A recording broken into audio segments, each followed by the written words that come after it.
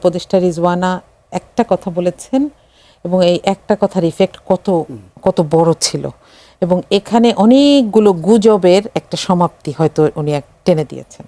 এটা খুবই দুঃখজনক যে সরকার তাকে নিজেকে বিএনপি সুলভ আচরণ থেকে বের করতে পারছে না। এটা আমাদের জন্য দুঃখজনক এবং অবশ্যই আমি শেষ কথা বলতে চাই যে জনগণ সরকারকে এই ম্যান্ডেট দেয় নাই।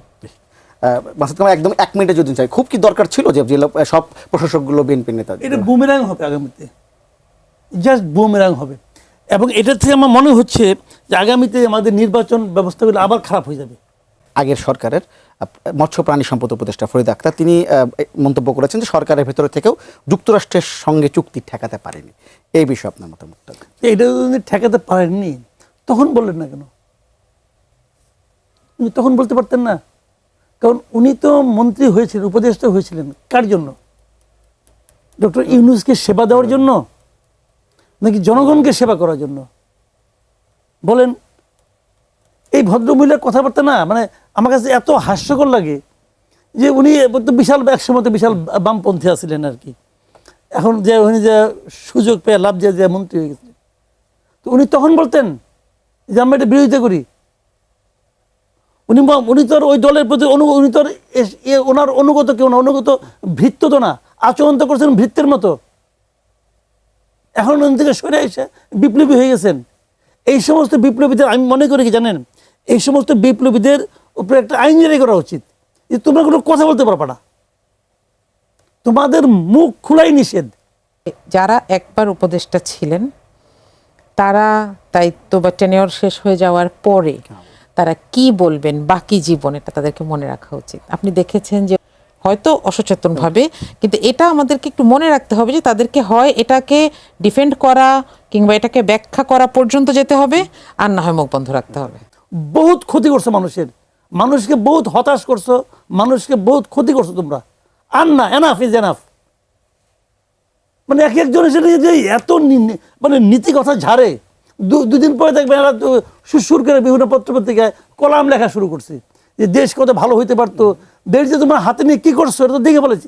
আমি একটা সিম্পল কথা বলি, এই লোকগুলি যে কত বড় মানে আপনার চালিয়ার টাইপের লোক, আমি একটা সিম্পল উদাহরণ দিয়ে বলি। ডক্টর ইউনূসের 3-0 তত্ত্ব আছে না? 3-0 তত্ত্বের মধ্যে কি জিনিসটা? 0 কার্বন, 0 আনএমপ্লয়মেন্ট, এই তো, আর 0 পভার্টি। ঠিক আছে, তো উনি এটা সারা দুনিয়ায় মানে বলে বেড়াইছেন। কেন বলছেন? এই কারণে যে আপনারা এটা বাস্তবায়ন করেন। তো উনি বাস্তবায়ন করেন না কেন? আমার তো কোনো ক্ষমতা ছিল না, আমি তো একজন ব্যাংকার, পারি না। যখন আপনি 1.5 বছরের জন্য ক্ষমতায় গেলেন, আপনি এই 3টা জিনিস বাস্তবায়নের জন্য কি করছেন বলেন? আপনার তো জীবনের সারা জীবনের সাধনা এই 3-0 থিওরি। এই সাধনার পিছনে আপনি কি কাজটা করছেন যে কাজটা দেখে মনে হয় যে এই 3-0 থিওরি বাস্তবায়নের জন্য আমি 2 কদম অগ্রসর হয়েছি। সচিব বলে সব প্লাস্টিকের বোতল বাদ দিয়ে কাঁচের বোতল আনা হয়েছিল পানির। কি অগ্রসর হয়েছে বলেন আপনি? প্লাস্টিক বোতল থেকে কি কার্বন হয়? ওটা পুড়লে পরে হয়। এগুলি বলে তো লাভ নেই রে ভাই। তো এখন আপনি কি করছেন বলেন না? কিচ্ছু করেন নাই। তো এগুলো হলো কি বলার জন্য বলে, এরা হলো গিয়ে জানেন কথার ফেরিওয়ালা। বিএনপি সরকার দলীয় পক্ষ থেকে স্বরাষ্ট্রমন্ত্রী তিনি বলেছেন যে আসলে এটি সম্ভব না এবং এটি কোনোভাবেই এই সংবিধান সংস্কার পরিষদ করতে হলে সংবিধান সংশোধন করতে হবে, তারপরে এটি হতে পারে। তিনি এটি আলোচনার বলছেন যে এটি নিয়ে আমরা আলোচনা করতে পারি। সংসদে যারা খোঁজ খবর রাখেন নিশ্চয়ই সংসদ এখন খুব আগ্রহের জায়গা। আগের মতো সংসদ নেই, সংসদ এখন প্রচণ্ড তর্ক বিতর্ক হচ্ছে, যেমন সংসদ মানুষ প্রাণান্ত চায়, অনেকটা ওইরকম হয়েছে। তো আজকে সংসদে প্রধান যে বিষয়টি নিয়ে আলোচনা আছে বা তর্ক বিতর্ক হয়েছে সেটা হচ্ছে সংবিধান সংস্কার পরিষদ নিয়ে। আজকে এটি নিয়ে জামায়াত ইসলামের আমির অর্থাৎ বিরোধী দলের নেতা তিনি সংসদে কথা বলেছেন। তিনি সংসদের কাছে জানতে চেয়ে স্পিকারের কাছে জানতে চেয়েছেন যে আজকে যেহেতু শেষ দিন ছিল সংবিধান সংস্কার পরিষদ গঠন করার, তো সেটি কবে হবে বা কী অবস্থা সেটি জানতে চেয়েছেন। জামায়াত ইসলাম আমির বিরোধী দলের নেতা তিনি বলেছেন সংবিধান সংস্কার গঠনের যে সংকট, এটি যদি সংসদের ভেতরে সমাধান না হয় তাহলে তারা রাজপথে যাবেন। আপনার কাছে কি মনে হয় রাজপথে যদি এই ব্যাপারটি নিয়ে আন্দোলনে যাওয়া যায়, আসলে সাধারণ মানুষ আসলে কতটা বুঝবে বা এই আন্দোলন আসলে কতটা গ্রহণযোগ্য হতে পারে? এখানে এটা ডিপেন্ড করবে যারা রাজপথে যাবে তাদের সাংগঠনিক দক্ষতা এবং জনগণের সঙ্গে সম্পৃক্ততা, এগুলোর উপর।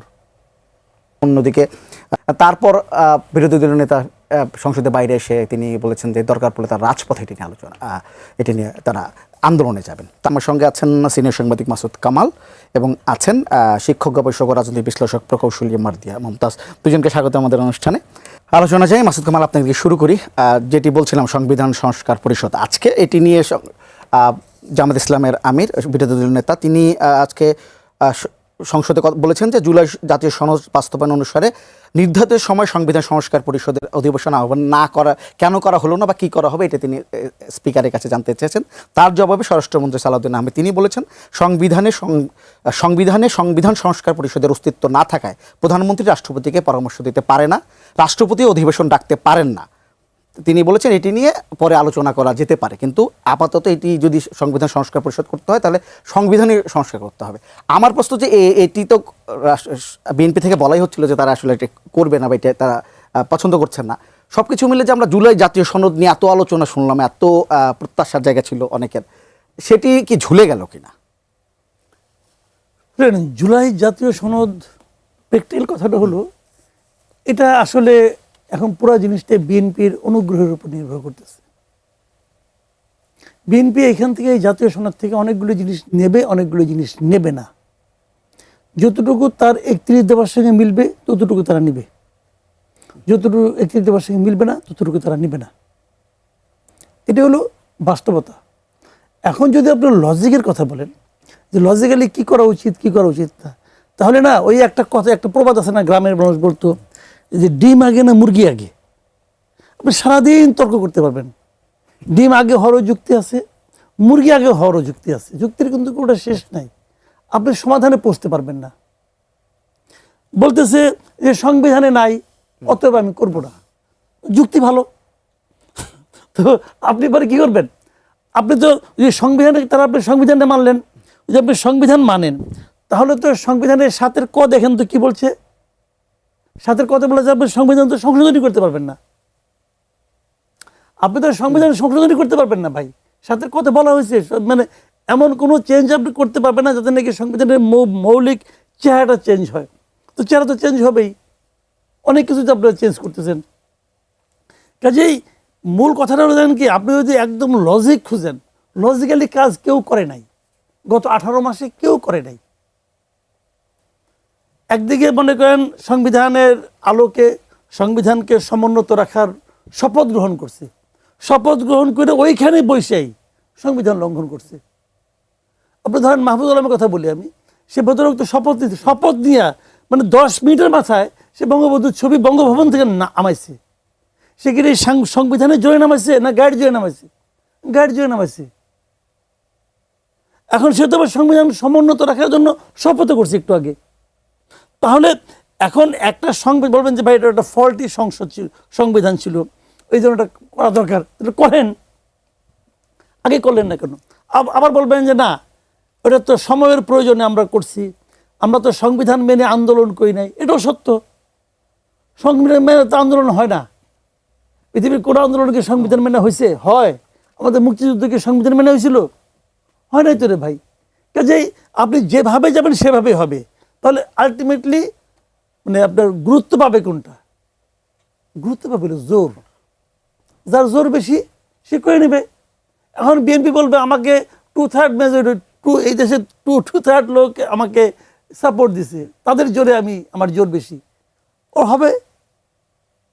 সংবিধান কি কেউ মানে? আগে যে সংবিধানটা ছিল এটা তো হাসিনার করা সংবিধান, শেখ হাসিনার করা সংবিধান।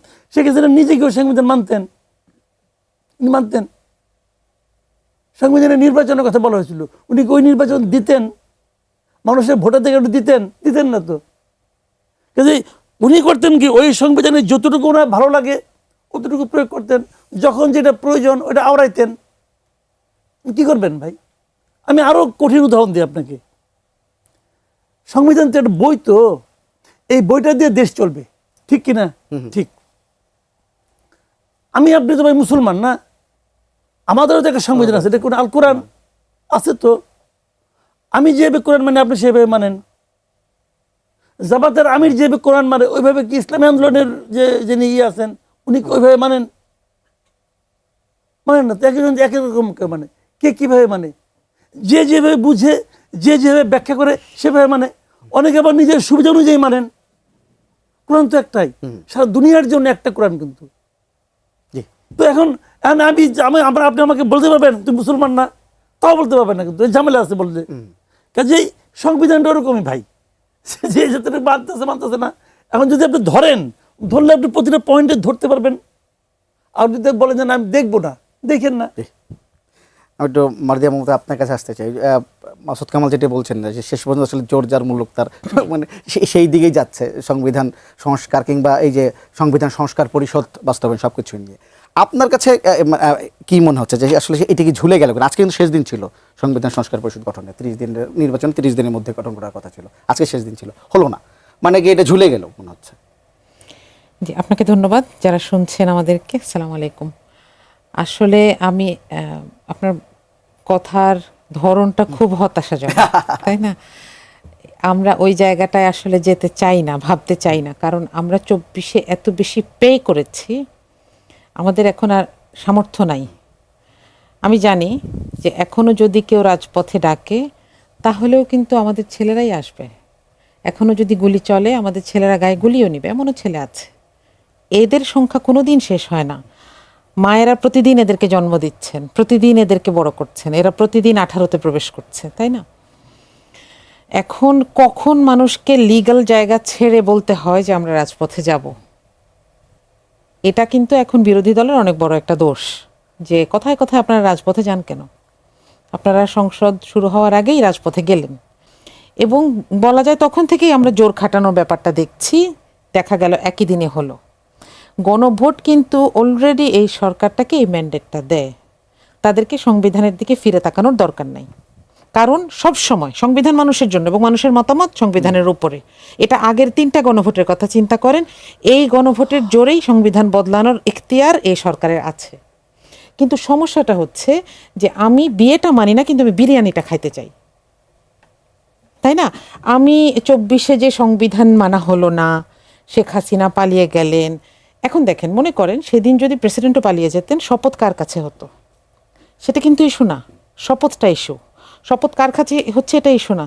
মানুষ গণ অভ্যুত্থানের পরে যদি কলা গাছের কাছে শপথ হয় তাহলে শপথের ওজন থাকে, কার কাছে শপথ করেছে এটা ইম্পর্টেন্ট না। এখন আপনি ওই খোঁটা দিয়ে আপনি এটা বলতে পারবেন না যে না, এই বিতর্কিত রাষ্ট্রপতিকে রেখেই আপনাকে রাষ্ট্রের পরিচালনার দিকে যেতে হবে। এগুলো লেইম যুক্তি। এখন এগুলো দিতে পারা হচ্ছে গায়ের জোরে, এবং এটার অবভিয়াস রেজাল্টটা হচ্ছে আমরা রাজপথে দেখব। আচ্ছা, কিন্তু কেউই এটা কিন্তু চাচ্ছে না। এটা বারবার বলা হচ্ছে, দেখেন কেউ যদি বিনা কারণে রাজপথে যেতেই চায় সে এত বলে কয়ে যায় না, কিন্তু এখানে বলে কয়ে যাওয়া হচ্ছে যে এখনো সতর্ক হন। আপনি যেটা বলছিলেন যে আজকে এই জায়গাটা শেষ হয়ে গেছে, একটা মেয়াদ শেষ হয়ে গেছে, এটা করতে হবে। এরপরে করার জন্য তো এখন তো ওই ঢালও নাই তরোয়ালও নাই, আরও অবস্থা খারাপ হচ্ছে। বিএনপি কি এই সাংবিধানিক সংকটটা বুঝতে পারছে না? সরকার কি এই সাংবিধানিক সংকটটা বুঝতে পারছে না? আমার মনে হয় এটা পারছে, কিন্তু এটার পেছনে একটা অন্যরকম কারণ আছে। আমি আপনাকে এটা একটু হিন্টস দেই। নির্বাচনের আগেই হাফিজউদ্দিন নিজেই বলেছিলেন যে আমরা ঐক্যমত্য কমিশনে অনেক কিছুতে একমত হয়েছি, তখন বাধ্য হয়ে, নইলে তো তত্ত্বাবধায়ক সরকার নির্বাচন দিত না। মানে তাদের দরকার ছিল নির্বাচনটা হওয়া, নির্বাচনে জনপ্রতিনিধি আসা, এবং ওই যে একটা সংস্কৃতি, এই যে লুটপাটের সংস্কৃতি, এটা কিন্তু শুরু হয়ে গেছে। আপনি আজকেও দেখবেন ঠাকুরগাঁয়ে হয়েছে লুটপাট, গতকালের কথা এটা, ঠাকুরগাঁয়ে লুটপাট হয়েছে। লুটপাট মানে কি? নিয়োগের পছন্দ না হওয়ায় সরকারি দলীয় কাগজ নিয়ে চলে গেছে। জি, কাগজ নিয়ে চলে গেছে। হ্যাঁ, এরপরে যেই জায়গায় নিজেদের প্রার্থী নাই সেই জায়গায় ফ্যামিলি কার্ডের কোনো আভাস নাই। এখন বিরোধী দলীয় এমপিকে চেয়ে বেড়াতে হবে, তাই না? তো আপনি যদি নিজের পলিসিতেই ঠিক থাকতে না পারেন, তাহলে তো আপনাকে এখন বুঝতে হবে যে উদ্দেশ্যটা আসলে কি ছিল। এই বিতর্কগুলোর কথা কি সালাউদ্দিন সাহেব ঐক্যমত্য কমিশনে বলেছিলেন যে এই ভেকেন্সিগুলো কিভাবে আমরা দূর করব? পরবর্তীতে আলোচনায় আসে নাই। তাহলে যেটা তিনি তখন উত্থাপন করেন সেই সমস্যা এখন কিভাবে এত বড় হয়ে যায়? মাসুদ কামাল, একটু আন্দোলন নিয়ে যে অপরাজিত আন্দোলনের কথা বলছিলেন আজকে, এবং আপনি যদি সাদামাটা ভাষায় বলেন যে আমরা কোটা বিরোধী আন্দোলন করতেছি, সাধারণ মানুষ বোঝে কোটা বিরোধী কি, কিসের কোটা, কোটাই তো অনেকে বোঝে না। আসলে এরকম, কিন্তু সেই আন্দোলনে তো মানুষ সম্পৃক্ত হয়েছিল, হয়েছিল কেন? ওই সময় তারা ইমোশনটাকে টাচ করতে পেরেছিল। এই লোকগুলি যারা আন্দোলন করেছিল তাদের সঙ্গে তাদের এক ধরনের সম্পৃক্ততা ছিল এবং তারা এটা তাদেরকে বোঝাতে পেরেছিল। এগুলি তো মূল ঘটনা। তো এখানেও যদি তারা বোঝাতে পারে আন্দোলনের লোক হবে, বোঝাতে না পারলে হবে না। কিন্তু আমি নিজে মনে করি রাজপথে যাক, এটা আমি চাই না। এটা আলোচনার টেবিলে শেষ করা উচিত। আর নতুন একটা সরকার আসছে, এখনই আপনি যদি শুরুতে রাজপথে যান, সাধারণ মানুষ এটাকে ভালোভাবে নেবে না। সাধারণ মানুষটা আসলে টায়ার্ড, অনেক টায়ার্ড এবং কিছুটা হতাশ। তো এরা আর রাজি হতে চাইবে না। এই আলোচনাটা এখন ধরেন সাধারণ মানুষ নামলো না, তাতেই কি তাদের আন্দোলনের যে কারণটা এটা অর্থহীন হয়ে গেল? তাও কিন্তু না, ওইভাবে মনে করার কিন্তু কোনো কারণ নাই। এখন আমার মনে হয় যে দুই পক্ষে আলোচনার মাধ্যমে এটা করা উচিত।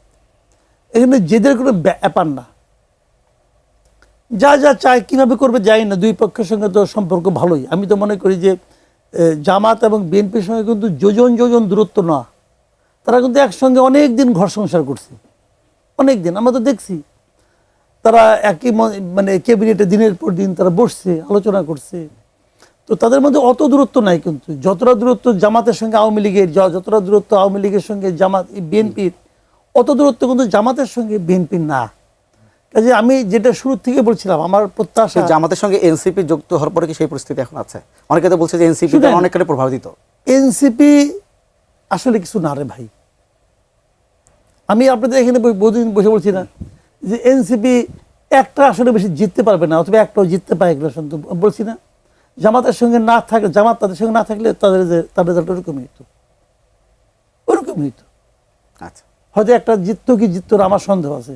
কাজে এনসিপি ওরকম না, যতটা বাজে, যতটা শব্দ হয়, যতটা উচ্চারণ হয়, ওই দল অতটুকু জনসমর্থন এনসিপির সঙ্গে নাই। এনসিপির জনসমর্থন দিনকে দিন কমতেছে, আগামীতে আরও কমবে, আরও কমবে। এটা স্বাভাবিক। স্বাভাবিক মানে কি, মানুষ একটা দলকে কি কারণে সমর্থন করবে ভাই? কিন্তু তাদের এমপি যখন একটা ফেসবুকে লাইভ দেয় তখন খুব আলোচনা হয়তো, খেজুর নিয়ে আলোচনা হয়, আলোচনা হয়তো হওয়ার পরেও অনেক কিছু আলোচনা হয়। বলে এক এমপি জামা, ওদের তো এমপি পাস করে 6 জন, ওই 6 জন দেয় নাকি? ওই আলোচনা হয়। আলোচনা হয় যে তুমি খেজুরে হিসাব দিচ্ছ, তুমি যত টাকা দিয়ে অফিস ভাড়া করেছো, ওই অফিসের টাকা কোথেকে আসে, এই হিসাব দেয় না কেন? ওই হিসাবে হয়, ওই আলোচনা হয়। আলোচনা হয় তোমাদের এক এমপি যে নাকি বলেছিল যে তাদের গ্রামের সবচেয়ে দরিদ্র ঘরটা তাদের, সে যখন 3 মাস পরে বলে আমাদের গ্রামের সবচেয়ে সমৃদ্ধ ঘরটা আমাদের, তখন তোমরা কিছু বলো না কেন? ওই আলোচনা হয়। এবং সে বলে তার বাইরে নাকি 3-4টা পুকুর আছে, তার বাপ বিরাট বড় লোক, তার বাপ আবার তার সঙ্গে ইলেকশন করছে। ওই ইলেকশনে দেখা গেছে তার বাপের সম্পদের পরিমাণ হলো 22 লাখ টাকা, আর যে পুত্র তার সম্পদের পরিমাণ হলো 98 লাখ টাকা। কোথায় আসতো তার টাকা? সে কি চাকরি করছে? এটা নিয়ে আলোচনা হয়। জি, কাজে একটা আলোচনাকে পজিটিভ ধরলে বাকিগুলিকে আপনি বাদ দিয়ে দিবেন, তাও তো না। জি, ওগুলি আলোচনা। জি, একজন দর্শক আছে, ফোনটা একটু নিয়ে নিতে আসছে। হ্যালো, জি জি, আপনার নামটি বলে প্রশ্ন করেন। আমি মহিউদ্দিন আহমেদ ভোলা থেকে বলছি। জি, মহিউদ্দিন সাহেব বলেন। আমার প্রশ্ন হইল, বিএনপি একটা মুক্তিযুদ্ধের সরকার দাবি করে, কিন্তু যারা মানবতা বিরোধী অপরাধের জন্য যাদের ফাঁসি হয়েছে তাদের নাম সংসদের প্রথম ইয়াতে শোক প্রস্তাবে কিভাবে আসে? জি, ধন্যবাদ। আপনার প্রশ্ন বুঝে আরেকজন আছেন, নামটি বলে প্রশ্ন করেন। হ্যালো, পঞ্চম জাতীয় নির্বাচন হয়। তখন কিন্তু প্রতিটা নির্বাচন হওয়ার পর প্রতিটা দল, সরকারি দল এবং বিরোধী দল মিলে সংবিধান সংশোধন করলো, একাদশ এবং দ্বাদশ সংবিধান সংশোধন করলো। করার পর বিচারপতি শাহাবুদ্দিন আহমেদকে উনার প্রধান বিচারপতি পদে আবার চলে গেল, প্রধান বিচারপতি মানে প্রতিষ্ঠিত হইল। আবার গণতন্ত্রের পক্ষে মনে করেন যে নির্বাচিত মন্ত্রী পরিষদ শাসিত সরকার ব্যবস্থা পুনর্বহাল করা হইল। এবং 3টা গণভোট হয়েছে, এরশাদের আমলে তো হয়েছে, খালেদা জিয়ার আমলে 91 সালে, জিয়ার আমলে হয়েছে। তখনকার গণভোটটা ছিল কিন্তু একটু পরিপ্রেক্ষিত আলাদা, আর এবারকার গণভোটটা হলে কিন্তু আলাদা।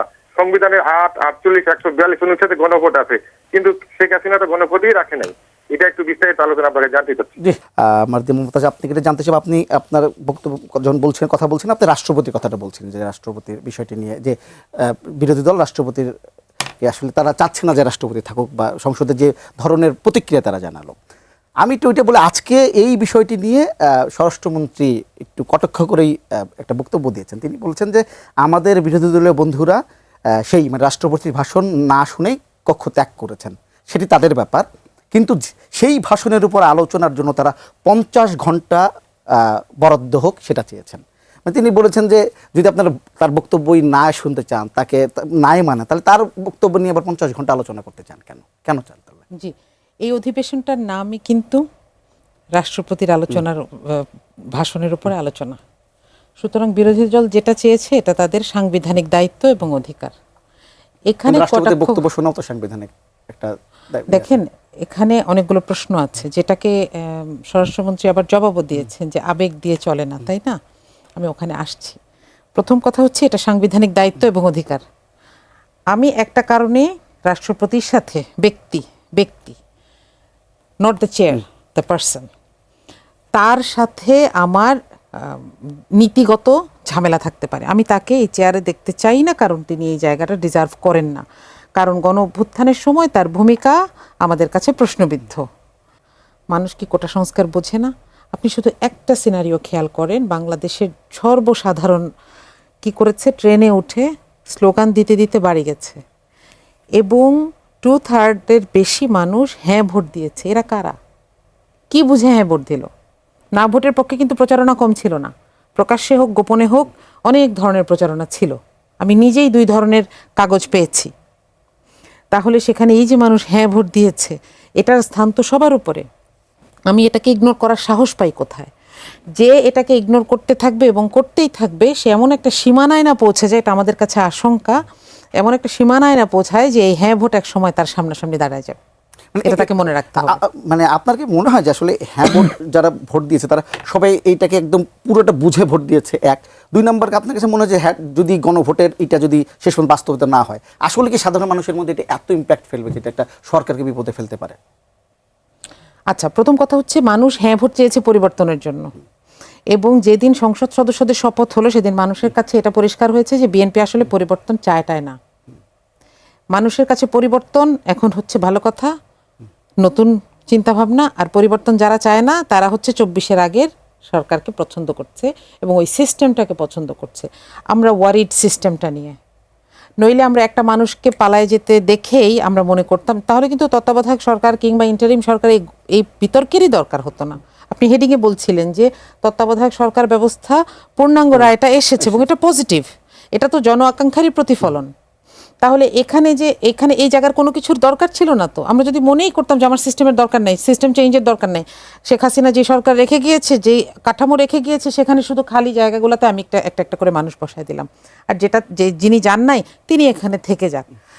এই আবেগ দিয়ে সংবিধান চলে না, সরকার চলে না, এটাও যেরকম সত্যি, কিন্তু আবেগের কারণে সরকারকে আবার বিদায়ও নিতে হয়।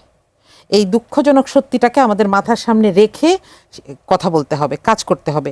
আমার কাছে একটা জিনিস মনে হয়, আমার সামর্থ্য থাকলে আমি আমাদের 300 জন, এখন তো 300 জন নাই, 297 জন সম্ভবত আছেন, তাদের সবাইকে একটা ছবি বাঁধাই করে দিতাম। সেটা হচ্ছে গণভবনের দেয়ালগুলো যে ভাঙা, এইটার ছবি বাঁধাই করে দিতাম, যে এমন কিছু করবেন না যে আপনাকে এভাবে পালিয়ে যেতে হয় এবং আপনার ঘরবাড়ি মানুষ সেভাবে ভাঙে। এ কথাটা, এটা তো নিকট অতীত, তাই না? এটা আমাদের মনে রাখা উচিত। সংসদে খুব কাছেই। জি, অবশ্যই। আরেকটা মাসুদ কালাম, আপনাকে একজন দর্শক ফোন করেছিলেন, মহিউদ্দিন ভোলা থেকে।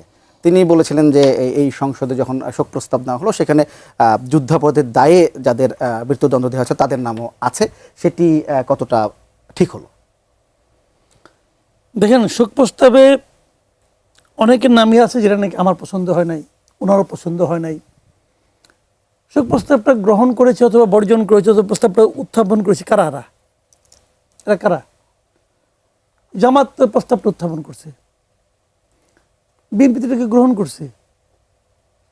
এখন জনগণকে সিদ্ধান্ত নিতে হবে, যদি আপনার পছন্দ না হয় তাহলে আপনাকে বুঝতে হবে যে এই লোকগুলি আপনার মতামতের মূল্য দিচ্ছে না। আবার অনেকে পছন্দ হয়েছে, অনেকে পছন্দ হয় নাই। আমার পছন্দ হয় নাই। যেমন আমি মনে করি আরো অনেকের নাম, যেমন ধরেন আপনার ডক্টর জাফরুল্লাহ চৌধুরী, তার নামে শোক প্রস্তাব আসে নাই। কিন্তু সিরাজুল আলম খান, আমাদের স্বাধীনতা যুদ্ধে সে ওনার নাম ওতপ্রোতভাবে জড়িত ছিল, উনি তো এই সময় মারা গেছেন, ওনার নাম তো শোক প্রস্তাবে আসলো না। এমনকি মিস্টার নুরুল মজিদ হুমায়ুন শিল্পমন্ত্রী ছিলেন আওয়ামী লীগ আমলের, ছিলেন তো। তো উনি তো একজন বীর মুক্তিযোদ্ধা ছিলেন, ওনার নামও তো আসলো না। সংসদ সদস্য ছিলেন। উনি সংসদ সদস্য ছিলেন, আবার মতিয়া চৌধুরী নাম আসছে। এটা হয়েছে কি জানেন, আসলে সত্যি কথা বলতে কি, এগুলি একটা বড় কাজ, একটা সিরিয়াস টাইপের কাজ। কিন্তু শোক প্রস্তাবে কার নাম আসবে কার নাম আসবে না, আমার মনে হয় এটা তারা গুরুত্বই দেয় নাই। বিশেষ করে বিএনপি তো গুরুত্বই দেয় নাই। আমার সংসারটা নির্ভর করতেছে, আমার জীবন তছনছ হয়ে যাচ্ছে আপনাকে ছোট্ট সিদ্ধান্তের উপর। আমার মনে আছে, বুঝছেন, আমরা যখন প্রথম সাংবাদিকতা শুরু করি না, তোর মনে আছে আমাদের আমি যার সঙ্গে চাকরি করতাম প্রথম, জনকণ্ঠে ছিলাম আমি একসময়, একদম শুরুর দিকে, মিস্টার তোয়াব খান ছিলেন।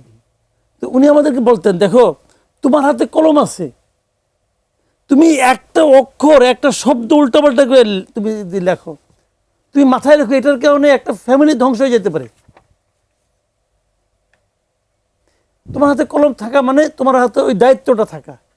তো এরা সংসদ সদস্য হয়েছে দেশ চালানোর জন্য, এরা খেয়াল করবে না এই কাদের উপর। এরা তো 1 মাস পরে গেছে, কিন্তু মানে আপনার নির্বাচিত হওয়ার 1 মাস পরে তারা হয়েছে সংসদ সদস্য। তাহলে এরা কি একটা হিসাব করে নাই যে আমি কার কার নামে শোক প্রস্তাব নেব? একটা গ্রুপ ছিল না, কারো না কারো দায়িত্ব ছিল না। সরকার কি উপলব্ধি করতে পারতেছে যে যাদের উপর আমরা দায়িত্ব দিয়েছিলাম সেই লোকগুলি অযোগ্য, অথর্ব, অথবা আমাদেরকে বিপদে ফেলতে চায়? তারা কি এটা খেয়াল করবে? যদি খেয়াল না করে এই বিপদ আরো সামনের দিকে আসবে। ধাক্কা দিলাম, এটা তুমি বাম দিকে গেলা করে এইগুলো হচ্ছে গায়ে চালাতে পারবে না। আমি তাকে দায়িত্ব দিয়েছি, বাসায় যাওয়ার পর আমি সিদ্ধান্ত নেব যে তোমার সঙ্গে আমার চুক্তি কন্টিনিউ করব কি করব না। আমাদের এই চুক্তির হলো 5 বছর মেয়াদি। 5 বছর পরে আপনার এই সমস্ত এলেবেলে কাজ যেগুলো আপনারা করতেছেন আনারিপনা, 5 বছর পরে আমরা সিদ্ধান্ত নেব। ওইভাবে মাথায় রাখেন। ওনাকে বলবো ভাই ভুলেন না, ওনাকে বলবো যে ভুলেন না যে কি করছে। বাঙালির সমস্যা জানেন কি, রাগ উঠেও খুব তাড়াতাড়ি, আবার নাইমা যায় তাড়াতাড়ি। ওনাকে বলবো রাগটা মনের মধ্যে পুষে রাখেন। জি, আমরা একটু বিষয়টা একটু বদলাতে চাই। মানে যেমন আপনাকে একটা প্রশ্ন করবো, কালকে নিশ্চয় আপনি বক্তব্য শুনেছেন যে আমাদের মৎস্য প্রাণী সম্পদ উপদেষ্টা যিনি ছিলেন ফরিদ আক্তার, তিনি একটা জায়গায় বক্তব্য দিয়েছেন। তিনি বলছেন যে সরকারের ভেতরে থেকেও যুক্তরাষ্ট্রের সঙ্গে চুক্তি ঠেকাতে পারিনি। যে যুক্তরাষ্ট্রের সঙ্গে যে 3 দিন আগে নির্বাচন, 3 দিন আগে যে চুক্তিটা হয়, তিনি বলেছেন যে সরকারে ছিলেন তিনি, যদিও তিনি বলেছেন যে পোলট্রি তার যে ক্ষেত্রটা, সেখানে অনেকগুলো বিষয় ছিল যুক্তরাষ্ট্র থেকে মাংস আনা, এই বিষয়গুলো নিয়ে। কিংবা অন্তর্বর্তী সরকার কেন, ভাই বলছিলেন না যে এটা একটা দুর্বল সরকার, আমরা বারবার বলেছি এটা দুর্বল সরকার, এটা একটু সেফ থেকে চলেছে, কোনো রিস্ক নিতে চায় নাই। তো বাংলাদেশের জিওপলিটিক্যাল পজিশন বলেন, অবস্থা বলেন, এখানে তাকে কোনো না কোনো সুপার পাওয়ারের সাথে অ্যালাইন করতে হয়। এবং 24-এর পরবর্তী কিছু মাসে আপনি দেখেছেন যে আমাদের নিকটতম প্রতিবেশী এবং বৃহত্তম প্রতিবেশী, তাদের সাথে আমাদের সম্পর্কটা তাদের পক্ষ থেকেই প্রচণ্ড রকম বিরূপ ছিল। এবং প্রত্যেকটা প্রপোজাল তাদের পক্ষ থেকে এসেছে, প্রত্যেকটা বয়কটের প্রপোজাল তাদের পক্ষ থেকে এসেছে। আমাদের কোনো উপায় ছিল না। পরবর্তীতে দেখা গেছে এগুলো তাদের জন্য বুমেরাং হয়েছে, তাদের জন্য খারাপ হয়েছে। তো সেই সময়ে অন্তর্বর্তীকালীন সরকারের যে অ্যালাইনমেন্টগুলো ছিল সেগুলোর আসলে আমরা তো এখনো স্পষ্ট না, আমরা কিন্তু সবগুলো চুক্তি আমাদের সামনে আসে নাই। অধ্যাদেশগুলো নিয়ে গবেষণার জন্য একটা টিম গঠন করা হয়েছে, সেটার পরে আমরা হয়তো আরও জানতে পারবো। কিন্তু আমার এখানে শুধু একটা কথা, যে কথার ফের হলো, বুঝলেন, কথার ফেরি হলো। ওই যে আগে দেখতাম গুলিস্তানে যে ডুগডুগি বাজিয়ে ওষুধ বেচত, তো এরা ওই ডুগডুগি বাজায় বরাবর। এই ফরিদ আক্তার আগে ওনার ওই যে উবিনিক, তারপরে কি দিয়ে ওনার একটা ম্যাগাজিন ছিল দেখলাম চিন্তা, মাঝে মাঝে কিনা টাকা দিয়ে কিনা পড়তাম। এখন আমার মায়া লাগে, টাকা করে আমার অপচয় হয়েছে। তো এই এরা এগুলি করতো বসে বসে, নয়া কৃষি আন্দোলন, সব ওই ডুগডুগি। নিজের জীবনে প্রয়োগ করে দেখান আপনি কি করতে পারছেন। যে লোক রাজনৈতিক ভাবে কথা বলে, রাজনৈতিক থিওরি দেয়, কিন্তু নিজের জীবন তার অন্যরকম, সেটা আপনি বিশ্বাসই করবেন না। প্রকৌশলী মার্দিয়া মহোদয়, একদম শেষ সময় চলে এসেছে। আপনার কাছে একটা বিষয় আপনার মতামত জানতে চাইব। এর মধ্যে আপনি জানেন যে গতকাল আরও 5টি সিটি কর্পোরেশনে নতুন প্রশাসক নিয়োগ করা হয়েছে। এর নিয়ে 11টি সিটি কর্পোরেশনে প্রশাসক নিয়োগ করা হলো, যার সবগুলোই বিএনপির নেতা। এই যে প্রশাসনের পরিবর্তন প্লাস এই যে বিভিন্ন সিটি কর্পোরেশন পরিবর্তনগুলো, এই পরিবর্তনগুলো আপনার কাছে কি মনে হয় যে নির্বাচনের পর মানুষের যে প্রত্যাশা, সেই প্রত্যাশার সাথে কতটা সামঞ্জস্যপূর্ণ? অবশ্যই সামঞ্জস্যপূর্ণ নয়। মানুষ বিএনপিকে দল হিসেবে ভোট দিয়েছে, তারা একটা পরিবর্তন চায় সেটার জন্য, কিন্তু এখন বিএনপি সরকারে যাওয়ার পরে এটা কিন্তু বাংলাদেশের সরকার, সে এখন আর বিএনপি না। কিন্তু তারপরেও যখন সে বিএনপি সুলভ আচরণ করা বন্ধ করে না, প্রত্যেকজন জেলা প্রশাসক ছাত্রদলের পোস্টেড নেতা ছিলেন, বিএনপির সিটি কর্পোরেশন পোস্টেড প্রশাসক, হ্যাঁ। কোনো না কোনো জায়গায় নেতা ছিলেন, সাধারণ সমর্থক কর্মী না। তাহলে এটা দিয়ে স্থানীয় সরকার নির্বাচনকে আপনি নির্বাচন শুরুর আগেই প্রশ্নবিদ্ধ করে দিচ্ছেন। কারণ আমরা জানি যে নির্বাচন শুরুর আগে নির্বাচনের এই যে ইলেকশন ইঞ্জিনিয়ারিংয়ের অভিযোগ জাতীয় নির্বাচনের ক্ষেত্রেও এসেছে, এগুলো কোথায় কোথায় হয়? রিটার্নিং অফিসার, প্রিজাইডিং অফিসার, এই পর্যায়ে হয়। এবং এই পর্যায়গুলো তো আপনি আসলে এখন ডিফাইন করে দিচ্ছেন। এবং এই জাতীয় নির্বাচনে তাও যে অভিযোগগুলো বাইরে এসেছে, তখন আর এই অভিযোগগুলোও বাইরে আসবে না। তাহলে স্থানীয় সরকার সহ সকল ক্ষমতাকে একটা পাত্রে কুক্ষিগত করার একটা যে পরিকল্পনা, সেটা আমরা দেখছি। এবং আমি ছোট্ট করে একটা কারণটা বলি, এই যে দিচ্ছে না, এদের 6 মাস 1 বছর পরে তারা তো আবার ইলেকশন দিবে। যত সরকার যাদেরকে দিচ্ছে, এদের প্রত্যেকে এর মধ্যে এমন বদনাম কামাবে যে কামানোর ফলে তারা ইলেকশনে পাস করতে পারবে না আর কেউ। কারণ 6 মাসে তারা কি করবে? কিছুই করতে পারবে না। এর মধ্যে তো অনেক ফান্ড, যেমন ঢাকা সিটিতে দক্ষিণে এরা নাকি লোন করে বেতন দিতেছে। বেতন দিয়ে লোন করে জনগণের জন্য কি করবে? কিছু করতে পারবে না, সবার বদনাম হবে কিন্তু। এবং তখন কি হবে? এত পাস করে আনতে হবে, তখন ওই নির্বাচনে কারচুপি করে পাস করাবে, তখন বদনাম আরেকবার হবে। এবং যেখানে আপনি এটাই না, জেলা পরিষদের যে প্রশাসক, সেখানেও বিএনপি আজকে দেখলাম যে 42টা জেলা পরিষদের প্রশাসক নিয়োগ করছে। সবগুলি বিএনপির যে বিভিন্ন ফেলটুস মার্কা লোক আছে না, ওই ফেলটুসগুলিকে নিয়ে আসছে। আমি আপনাকে একটা ছোট্ট একটা উদাহরণ দিয়ে শেষ করি। এই ঢাকা উত্তরে যাকে প্রশাসক নিয়োগ করা হয়েছে, এই ভদ্রলোক একটা আসনে ইলেকশন করে ফেলতে পারছে। ঢাকা উত্তরের আন্ডারে কিন্তু ওই আসনটাও আছে, আরও 4-5টা আসন আছে। যে যাকে নাকি ওই একটা আসনের জনগণ গ্রহণ করলো না, তাকে আপনি ওইটা তো বটে আরও কয়েকটা আসনের উপরে বসাই দিলেন, জনগণ এটাকে পছন্দ করবে? মানুষের কি পাইছেন?